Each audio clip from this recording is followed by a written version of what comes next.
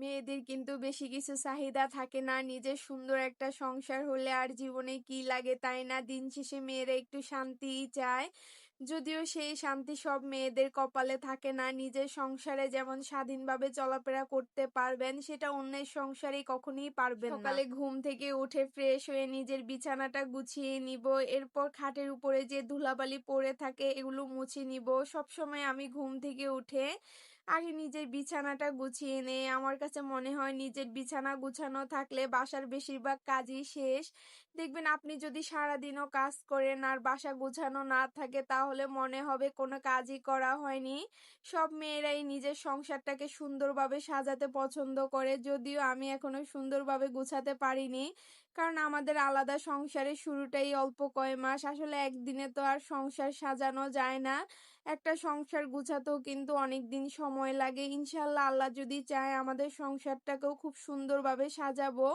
প্রতিটা মেয়েরই স্বপ্ন তার আলাদা সুন্দর একটা সংসার হবে, সেই সংসারে সে নিজের মতো করে থাকবে। তাছাড়া সংসার করার মধ্যেও না আলাদা একটা শান্তি আছে। এই ফার্নিচার গুলোর মধ্যে এত বেশি ধুলাবালি পড়ে যে প্রতিদিনই মোছা লাগে। সংসার জীবনটা এরকম, এখানে কোনো ছুটি নেই, মাসে 30 দিনই এখানে কাজ করতে হয়। মানুষ যখন কোথাও জব করে সেখানেও কিন্তু অন্তত পক্ষে শুক্রবার ছুটি থাকে, সংসার জীবনে তো শুক্রবারও ছুটি নেই। তারপরেও কিন্তু মেয়েরা হাসি মুখে নিজের সংসারে সব কাজ করে যায় স্বামী সন্তানের দিকে তাকিয়ে। তারপরেও কিছু কিছু মানুষ আছে দেখবেন মেয়েরা বাসায় সারাদিন কাজ করলেও বলবে যে তুমি এমন কি কাজ করো বাসায় থেকে। আসলে এই কথাটাতে মেয়েরা অনেক বেশি কষ্ট পায়। বলতে পারেন এই কথাটা মেয়েদের বুকের ভিতরে গিয়ে আঘাত লাগে। যে সমস্ত মানুষ এসব বলে আসলে তাদের একদিন সংসার সামলাতে দিলেই বুঝতে পারতো যে সংসার সামলানো কত কঠিন। আসলে মেয়েদের সমাজে মূল্য নেই বললেই চলে, কিন্তু দিন শেষে মেয়েদের ছাড়া কিছুই হয় না। একটা সংসারকে সুন্দর করার পিছনেও কিন্তু একটা মেয়ে মানুষের অবদান সবচাইতে বেশি থাকে। এই তো এখন আমি চুলে তেল দিয়ে নিব, শ্যাম্পু করার পরে আর চুলে তেল দেওয়া হয় নাই। আর আমি সবসময় শ্যাম্পু করার পরে চুলে তেল দেওয়ার চেষ্টা করি, তেল দিয়ে আবার শ্যাম্পু করে নেই। তেল না দিয়ে আমি একদমই থাকতে পারি না।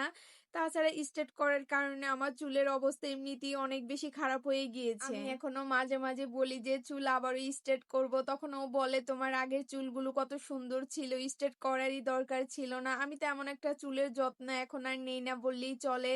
আসলে সময়ই পাই না কখন চুলের যত্ন নিব, চুল আর স্ট্রেট করি কিনা তাও জানি না। আসলে মানুষের ন্যাচারাল চুলই সবচাইতে বেশি সুন্দর। এই তো নিজে একটু পরিপাটি হয়ে এখন পড়তে বসছি। আমি তেমন একটা পড়িও না, মাঝে মাঝে পড়তে বসি যখন আমার ভালো লাগে। আজ এই পর্যন্তই, দেখা হবে পরবর্তী কোনো ভিডিওতে। আমার ভিডিওটি যদি আপনাদের ভালো লেগে থাকে অবশ্যই লাইক কমেন্ট শেয়ার করতে ভুলবেন না। Tata and take care.